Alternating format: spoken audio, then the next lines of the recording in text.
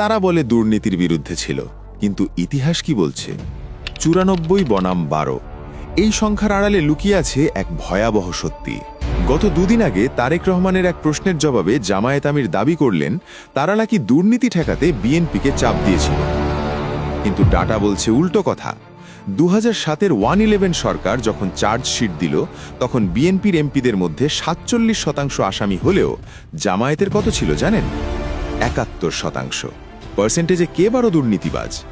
নাইকো হোক বা গ্যাটকো, জামায়াতের শীর্ষ নেতারাও কিন্তু বাদ যাননি। আর যারা নারায়ণগঞ্জের মানুষ, তারা কি ভুলতে পারছেন আদমজি জুট মিলের কথা? এশিয়ার বৃহত্তম এই পাটকলটি বন্ধের সময় শিল্পমন্ত্রী কে ছিলেন? মতিউর রহমান নিজামী। হাজার হাজার শ্রমিকের পেটে লাথি পড়ার সেই দায় কি এড়ানো যাবে? আজকে সততার বুলি আওড়ানো জামায়াত যখন বলে তারা সততার শাসন কায়েম করবে, তখন প্রশ্ন জাগে 71% দাগি আসামি নিয়ে কেমন ছিল সেই শাসন? ইতিহাস কি তবে ধামাচাপা দেওয়া হচ্ছে, নাকি নতুন কোনো বয়ান তৈরি করার চেষ্টা চলছে?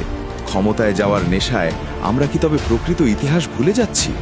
আজকের এই পরিসংখ্যান আর আদমজির কান্না নিয়ে আপনি কি ভাবছেন? কমেন্টে আপনার মতামত জানান। পুরো ঘটনাটা না জানলে আপনিও হয়তো ভুল তত্ত্বে বিশ্বাস করে বসবেন।